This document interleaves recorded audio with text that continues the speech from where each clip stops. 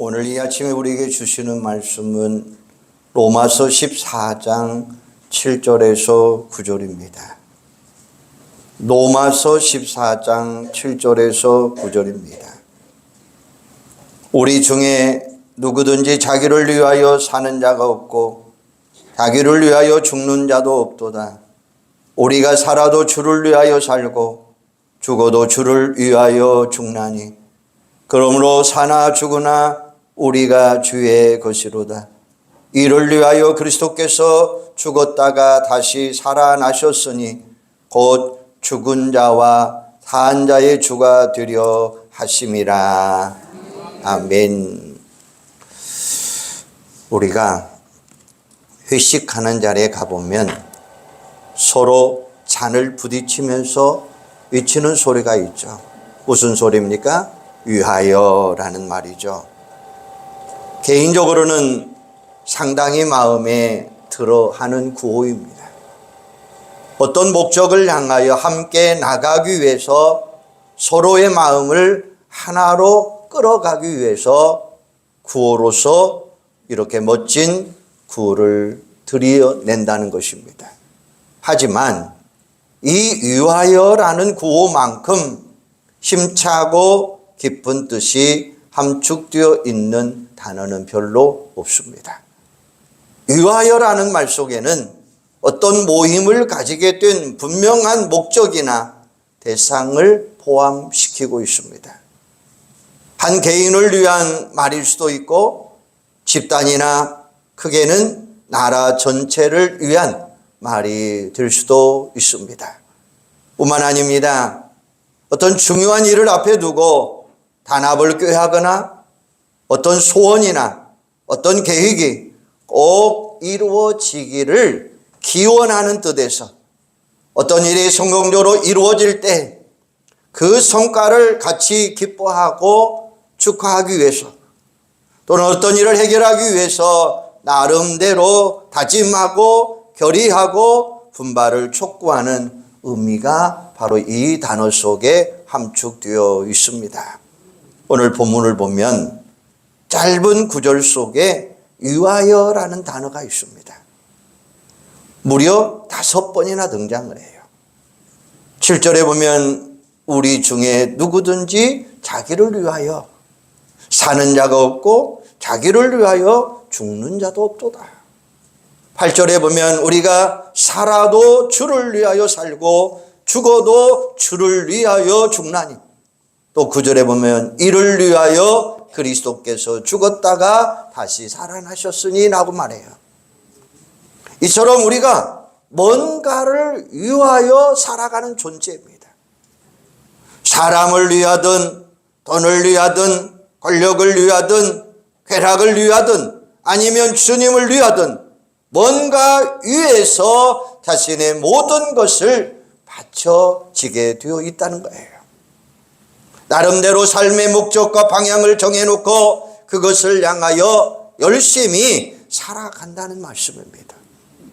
그런데 여러분, 무엇을 위해서 살아갈 것인가 분명히 있어야 돼요. 더군다나 믿는 성도들일수록 삶의 목표와 방향이 분명하게 확실하게 서 있어야 된다는 것입니다. 삶의 목표가 분명하지 않은 경우에는 우리의 삶이 늘 불안할 수밖에 없어요. 삶의 목적과 방향이 확실하게 정해져 있느냐 그렇지 않느냐에 따라서 인생 방향과 내용이 완전하게 달라질 수 있다고 하는 사실을 명심하시기를 바랍니다.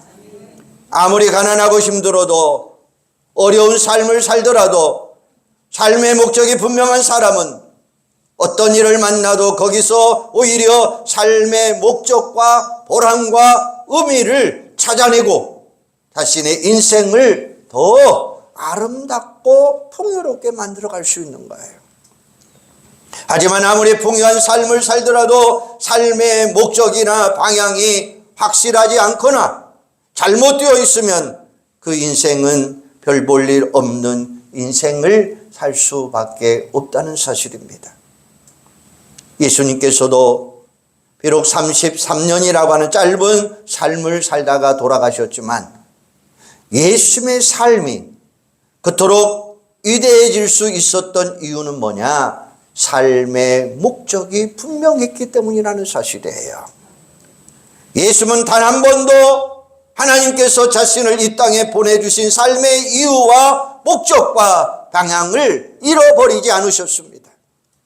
그 일을 이루기 위해서 자신의 삶을 초계와 같이 불살랐다는 것입니다.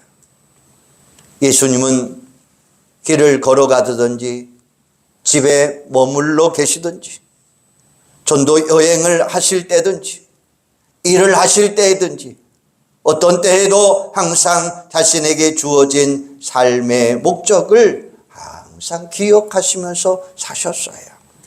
사랑하는 여러분, 시간이 들 때마다 또 나에게 주어진 기회가 주어질 때마다 예수님께서 하신 말씀을 꼭 기억하시면서 살아가시기를 바랍니다.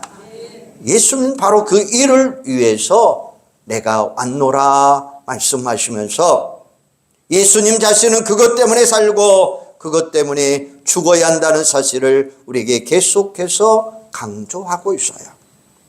무슨 말입니까? 인자가 온 것은 섬김을 받으려 함이 아니요 오히려 섬기려 하고 많은 사람의 대속물로 주려 함이리라 라고 말씀하셔요. 예수님은 자신이 존재하는 이유가 모든 인류를 구원하기 위해서 이 땅에 오셨다고 하는 말씀이에요. 예수님은 십자가를 바로 눈앞에 두시고도 그 목적을 단 한 번도 바꾸신 적이 없습니다. 상황이 불리해졌다고 해서 그것을 처리한 적도 없습니다. 예수님은 죽음 앞에서도 내가 그 일을 이루기 위해서 왔다라고 말씀하시면서 조용히 그 십자가의 길을 걸어가셨습니다. 그렇습니다. 삶의 목적을 확실하게 가지고 살아가는 사람들이 예수님께서 말씀하신 일들을 훌륭하게 이루어갈 수 있는 거예요. 여러분의 삶의 목적이 무엇입니까? 지금 무엇을 위하여 살아가고 계십니까? 우리가 세상에 존재하는 이유가 과연 무엇입니까? 사랑하는 여러분, 여러분의 삶이 참으로 위대하기를 원하신다면 무엇보다도 삶의 목적과 방향을 바르게 정하시고 살아가시기를 바랍니다. 내 시간과 물질과 인생을 어디에 어떤 일에 드릴 것인가를 확실하게 정하시고 살아가시기를 바랍니다. 우리가 그보다 더 시급하고 그보다 더 중요한 선택은 없는 거예요. 그렇게 살아가기 위해서 우리가 반드시 결단해야 될 것이 있습니다. 그 첫째는 우리의 인생관이 달라져야 돼요. 7절에 보면 우리 중에 누구든지 자기를 위하여 사는 자가 없고 자기를 위하여 죽는 자도 없도다라고 말씀하셔요. 이제 나를 위한 삶에서 삶의 목적, 즉 우리의 인생관이 달라져야 됩니다. 삶의 목적이 확실하게 세워져 있는 사람들에게는 중요한 특징이 하나 있어요. 삶의 목적이 무엇이냐에 따라서 삶의 우선순위가 달라지는 것입니다. 그 목적을 이루기 위해서 무엇을 먼저 해야 되고 무엇을 나중에 해야 하는가를 확실하게 선을 그어놓고 살아가는 거예요.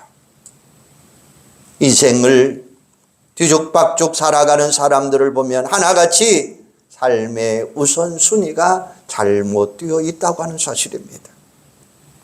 별로 가치도 없고 의미도 없고 중요하지 않는 일들을 삶의 우선순위에 두고 거기에 자신의 정열을 바치고 거기에 인생을 투자하는 어리석은 행동을 되풀이하는 모습을 볼 수가 있는 거예요. 여러분, 가치도 없는 일에 삶의 우선순위를 두고 살면 그 인생은 가치 없는 인생으로 전락할 수 있는 거예요. 이것은 두말할 필요가 없습니다. 삶의 우선순위가 확실해야 된다고 하는 사실입니다. 항상 내가 무엇을 먼저 해야 되는가를 분명해야 삶의 우선순위, 삶의 목적을 확실하게 가지고 살아갈 수 있는 거예요. 그러면 사순절을 보내면서 우리가 나를 위한 삶에서 이제는 어떤 삶을 우리가 바꿔야 될까요? 우리 8절 말씀 같이 한번 읽어볼까요? 8절입니다. 시작. 우리가 살아도 주를 위하여 살고 또 주를 위하여 살고 죽어도 주를 위하여 죽나니 그러므로 사나 죽으나 우리가 주의 것이로다. 사나 죽으나 우리는 언제나 주님 거예요. 사도 바울의 이 고백이 오늘 여러분의 진솔한 고백이 되기를 주님의 이름으로 소망합니다. 이 말씀을 살고 죽는 문제도 내 마음대로가 아니라 오직 주님의 손에 달려 있다고 하는 사실을 여러분 분명히 기억하셔야 돼요. 그래서 우리가 사는 것도 죽는 것도 다 주를 위해서 살아갈 때에 거기에 진정한 의미가 있는 것이고, 주를 위해서 살지 아니하고 주를 위해서 죽지 아니하면 아무런 소용이 없는 거예요.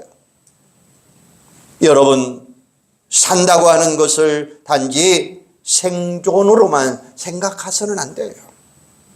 그냥 세상에 던져진 존재이니까 그냥 살면 되지 이런 생각 갖지 마세요.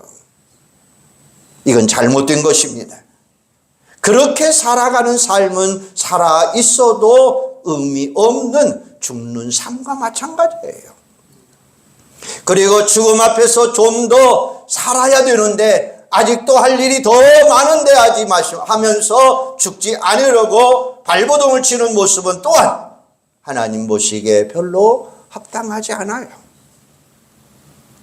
우리가 살아가는 것이 참된 의미임을 아시고 무엇보다도 주님을 위하여 살아가시기를 바랍니다. 또한 죽는 것이 참된 의미를 갖기 위해서는 죽는 것 역시도 주를 위한 죽음이 되어야 돼요. 주님과 분리되어 있는 죽음은 아무런 가치가 없다고 하는 사실이에요. 사랑하는 여러분, 삶과 죽음, 이 두 가지는 우리가 세상을 살아갈 때에 가장 중요한 것들입니다. 세상을 살아가는 우리의 인생이 아무리 복잡하고 얽혀설켜 있다 할지라도 분명한 자세를 살펴보면 삶의 죽음이라고 하는, 삶과 죽음이라고 하는 이 두 단어가 우리의 삶 속에 그대로 나타나 있다고 하는 사실이에요. 어떻게 사느냐? 어떻게 죽느냐? 죽고 사는 문제, 즉 생사관이 확실하면 그 사람은 더 멋지고 아름답고 좋은 삶으로 살아갈 줄로 믿습니다. 하지만 죽고 사는 문제에 대해서 불안하고 두려워하고 비굴하면 그 사람은 정말로 가치 없는 삶을 살아갈 수밖에 없다고 하는 사실을 기억하셔야 돼요. 먹고 사는 문제로 여러분의 삶이 너무 초라하지 않기를 바랍니다. 자신의 인격을 파는 어리석은 행동을 범하지 않기를 바랍니다. 불의하고 거짓된 것에 절대로 손대지 마시기를 바랍니다. 단 하루를 살아도 주님을 위하여 살고 지금 당장 죽는다 할지라도 그 죽음이 주를 위한 죽음이 되기를 주님의 이름으로 축원합니다. 사랑하는 여러분, 죽고 사는 문제 모든 것 다 오직 주님께 맡기시기를 바랍니다.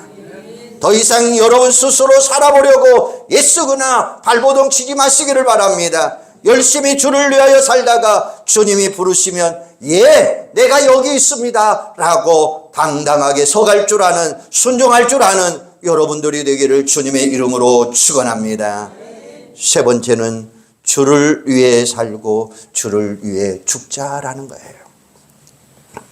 한번 따라서 해볼까요? 나는 오직 주를 위해 살고 주를 위해 죽자. 우리 8절 9절 한번 다시 한번 읽어볼까요? 8절 9절입니다. 시작. 우리가 살아도 주를 위하여 살고 죽어도 주를 위하여 죽나니 그러므로 사나 죽으나 우리가 주의 것이로다. 주를 위하여 그리스도께서 죽었다가 다시 살으셨으니 곧 죽은 자와 한 자의 주가 되려 하심이라. 아멘. 고 임택진 목사님이 남긴 하나의 이야기가 있습니다. 아사교휘생, 아생교의사라라는 말씀이 있어요. 무슨 말입니까? 내가 죽으면 교회가 살고 내가 살면 교회는 죽습니다 라는 뜻이에요. 내가 죽어야 된다는 거예요. 내 자아가 죽어야 된다는 말씀입니다. 나는 죽고 내 안에 예수님이 살아나야 될 줄로 믿습니다. 그리고 이제부터는 내 안에 계신 예수를 위해서 살고 예수를 위해서 죽어야 돼요. 왜 그렇게 살아야 됩니까? 사나 죽으나 우리는 예수님의 것이로다 라고 말하기 때문이에요. 우리가 살아도 주를 위하여 살고 죽어도 주를 위하여 죽나니 그러므로 사나 죽으나 우리가 주의 것이로다 라고 말씀하셔요. 많은 사람들의 구원을 자유롭게 되는 것이라고 생각합니다. 죄와 사망의 법에서 자유하게 된다고 하는 사실이에요. 하지만 그곳을 다른 것에서 한번 찾아볼까요? 로마서 6장 18절에 보면 죄에게서 해방되어 악인에게 종이 되었느니라 이렇게 말을 해요. 죄에서 해방돼야 맞아요. 그렇다고 내 마음대로 내가 하고 싶은 대로 살아가는 것이 아니라 이제는 의의 종으로 살아가야 된다라고 하는 사실이에요. 좀 더 구체적으로 말하면 우리가 의의 종이 되어야 된다는 말씀이에요. 지금까지 우리는 내가 하고 싶은 대로 다 했어요. 내 뜻대로 행하면서 살았어요. 그런데 그 결과가 어떻게 되었습니까? 거기는 어둠이었어요. 어둠의 나라는 마치 자초된 배와 같이 빠른 속도로 자초할 수밖에 없다는 거예요. 배가 가라앉는 것을 보는 선장과 승객들은 어떤 모습입니까? 발버둥 치는 모습이었다는 사실이에요. 뭐든지 내 마음대로 드렸고 모든 것을 내 마음대로 공짜로 생각했어요. 여러분이 하고 싶은 대로 다 하면서 살았어요. 여러분이 말하고 싶은 대로 다 말을 하면서 살았어요. 하지만 그 모든 삶은 배의 모습과 같이 가라앉을 수밖에 없는 죽음이 나를 지배하고 있었다는 사실입니다. 우리가 하고 싶은 대로 한다고 해서 다 좋은 것은 아니에요. 우리는 분명하게 알아야 됩니다. 예수님이 우리를 위하여 값주고 사셨다고 하는 사실이에요. 내 마음대로 살면 안 돼요. 우리는 주인이 아니고 주님이 우리의 주인이 되는 줄로 믿습니다. 나는 주님의 종이에요. 구원이 무엇입니까? 흑암 권세에서 건져내시고 그의 사랑의 아들의 나라 즉 하나님의 나라로 나를 옮겨주신 거예요. 사단의 권세에서 벗어나 예수님의 지배 아래 나를 옮겨 놓으신 거예요. 하나님의 나라 안에서는 내가 좋아하는 것이라고 해서 뭐든지 내 마음대로 할 수 없는 거예요. 우리는 하나님 나라의 일원일 뿐만 아니라 하나님의 계획대로 하나님의 뜻대로 우리는 살아가야 될 줄로 믿습니다. 하나님의 자녀는 하나님의 권속받은 우리는 내 마음대로 할 수 없는 거예요. 왜요? 우리의 주인이 누군가요? 하나님이라고 하는 사실이에요. 예수님이라고 하는 사실이에요. 성령님이라고 하는 사실이에요.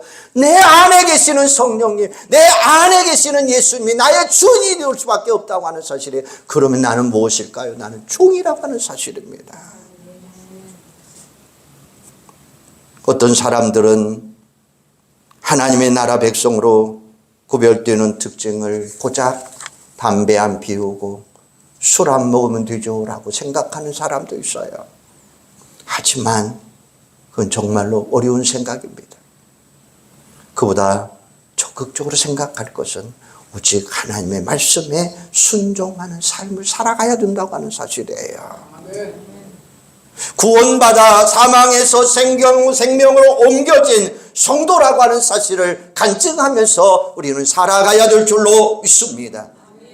예수를 만나기 전에는 내 인생대로 내 멋대로 살았어요. 그러나 그분을 만난 후부터는 그분이 나를 다스립니다. 이제 내 인생 완전히 달라졌습니다.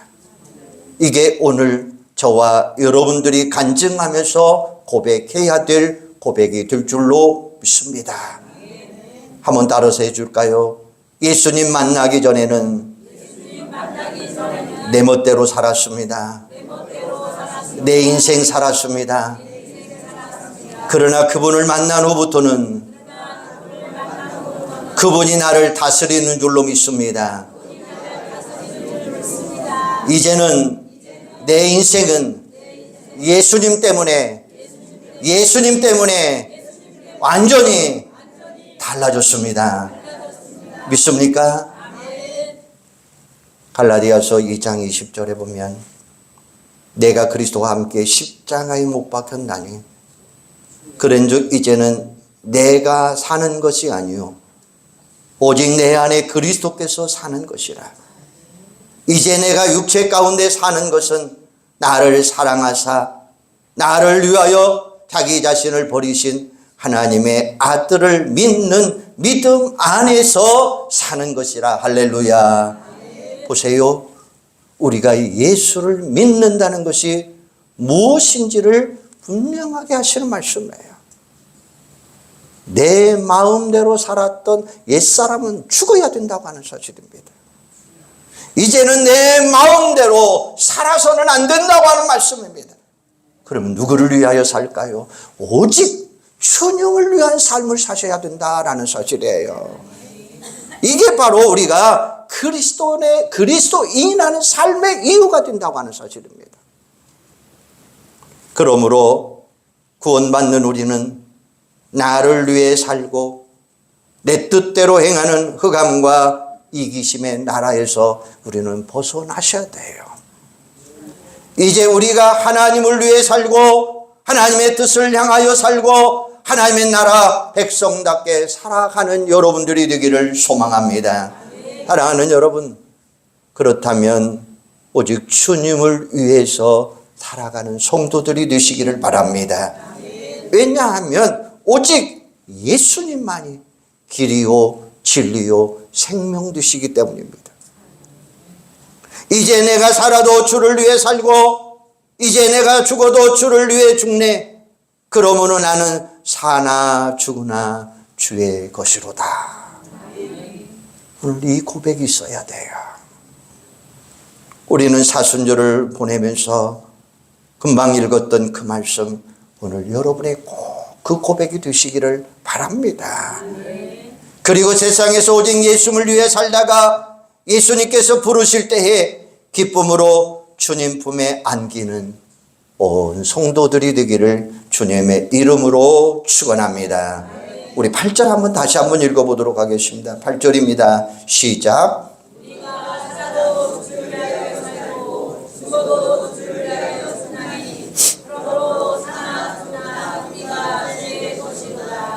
아멘. 기도하겠습니다.